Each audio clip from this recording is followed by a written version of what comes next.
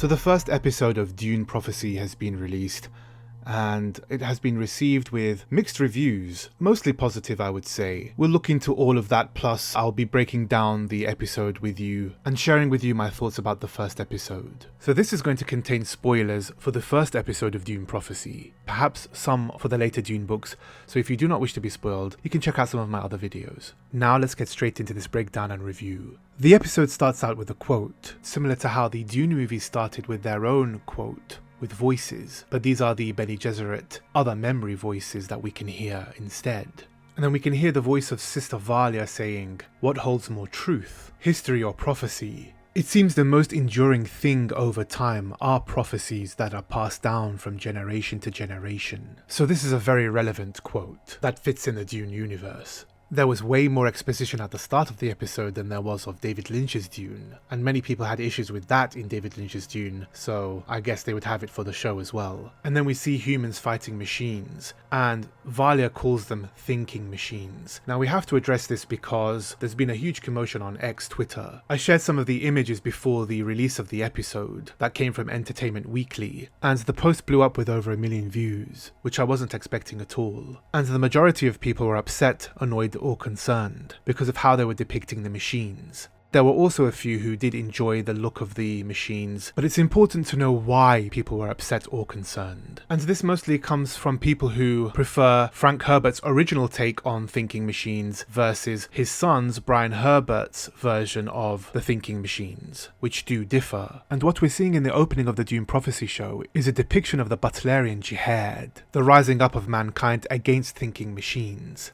But Frank Herbert, the original author of the Dune books, imagined this very differently. This was more of a rising up of humanity against thinking machines, which enslaved them because of humanity's reliance upon them to do things for them rather than humanity doing things for themselves, such as thinking and computation.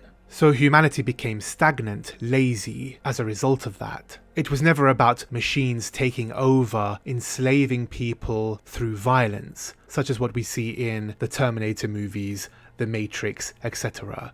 And these shots could literally be out of a Terminator movie. They even have the same kind of plasma ray color, and perhaps that similarity wasn't the best idea. So Frank Herbert's idea was very simple, and if I would try to sum it up in one phrase, I would say, we made machines think for us.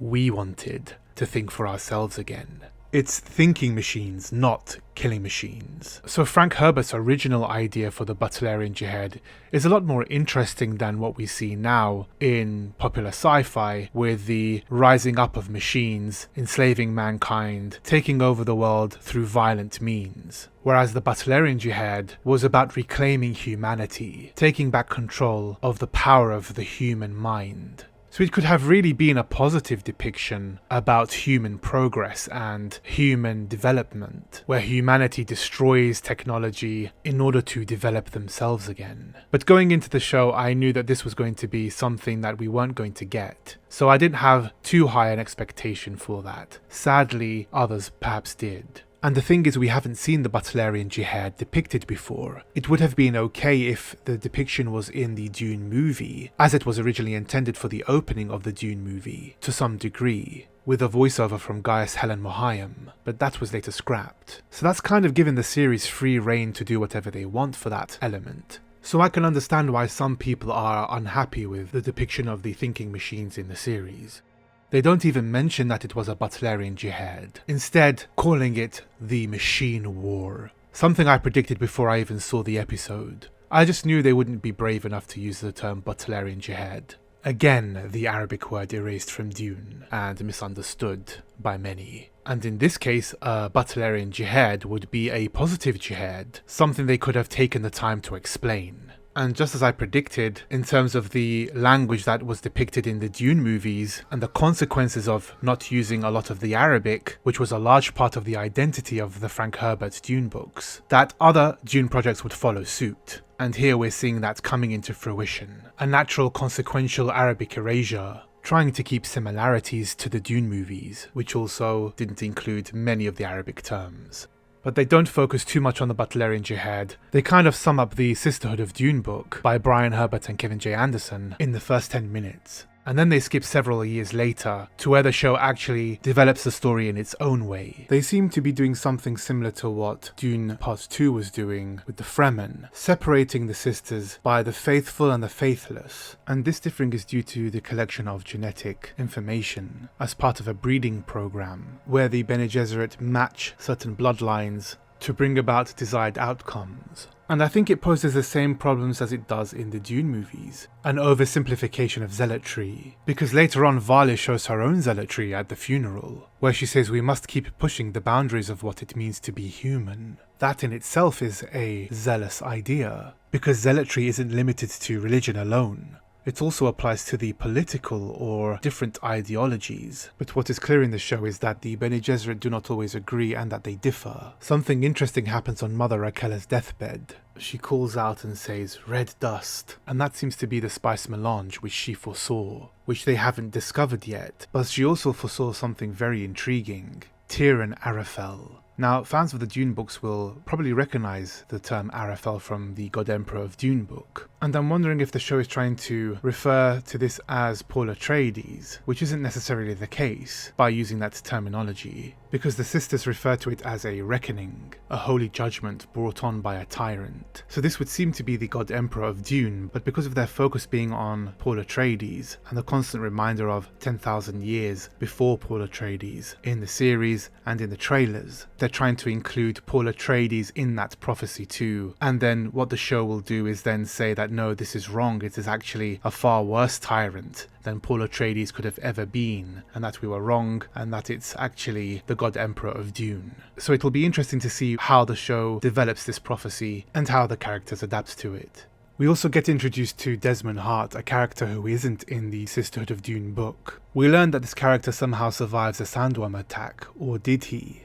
Either way, he's still alive with a clear purpose. What his agenda is remains to fully be seen, but whatever it is, it seems to go against the Bene Gesserit. But he seems to wield a mysterious power where he's able to fry and literally cook people alive. I was really sad to see the character Kasha die so early on in the show. I really wanted to see more of her. And the fact that they burn a child alive on screen is crazy, and it's reminiscent of that Game of Thrones episode where they burn the girl on the pyre. My guess is that he has some kind of Ixian technology within him. This could be the introduction of the Ixian faction, and they are basically heavily involved with technology and thinking machines.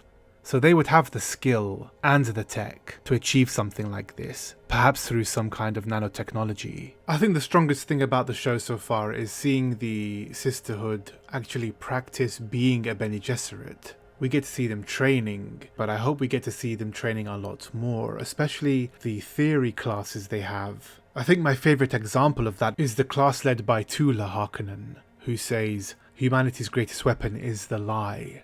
That's the kind of thing I want to see more of. I want to see how they learn their skills, not just have it happen in passing in a montage. So what did I like about the episode? I liked seeing some of the visions. I liked seeing the Bene Gesserit training, but we didn't get enough of that. I liked seeing the Bene Gesserit classes. I enjoyed the wedding ceremony, and a special mention for the kid actor who played Pruitt. I think he actually delivered one of the best performances in the episode.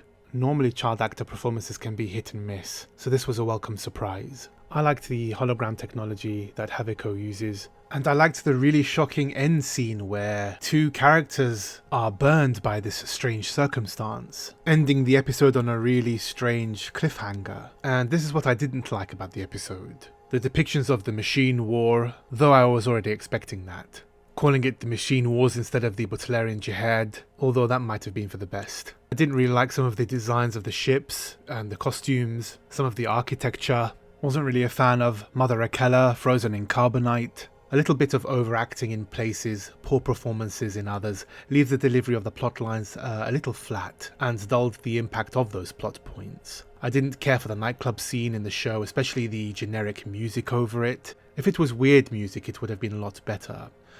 Some unnecessary partial nudity as well, trying to be edgy, which didn't work for me. The snorting of whatever that drug was on the ship just didn't work either. You'd think they'd find better ways to take drugs thousands and thousands of years into the future, so they could have used more imagination in certain areas. They're not major issues, but some of those things just don't feel like they belong in Dune, at least in the way they're being portrayed. Also, the look of the way it's shot, there's a strange kind of blurring around the edges, and I'm not sure I'm a fan of that. Some of the special effects feel like they're from Transformers, and kind of don't feel like they're part of the world of Dune, in a way that kind of works in its favour because technology, thinking machines don't belong in humanity's future according to many of the people who waged a Butlerian jihad. So I can kind of overlook that out of place feeling, and sadly I have to say that the music felt quite generic. The main theme which I heard, which hasn't even appeared yet in the first episode, which will probably appear in episode 2, that's okay. That's a decent main theme. It isn't something spectacular, but it is a decent main theme. However, the rest of the soundtrack seems to fall a little flat, to be honest. Nowhere near as good compared to any of the soundtracks that we got from the Dune miniseries, the Children of Dune miniseries, and all of the Dune movies. I also didn't like their interpretation of the baliset. I was very confused at what that was. It was more like a lyre than a baliset, which is supposed to be more like a guitar. And soundtracks are really important because the music is the window into what the characters are feeling without saying anything. But other than that, I'm really interested to see what they do with the rest of the show. There's only 5 more episodes, so I wonder how much exposition they're going to cram into that, what kind of plot lines we're going to see unfold, and where they're going to take this prophecy idea. Are they going to hint at other characters, other books, like they did with the God Emperor of Dune? We'll have to wait and see. But what do you think about the episode? Who do you think Desmond Hart serves? And what do you think the prophecy really is? Let me know in the comments. Thanks for watching. If you liked this video, please don't forget to like, share and subscribe, and click the bell so that you can be first to be notified of new videos. Check out some of my other Dune content or some of my other popular culture videos here.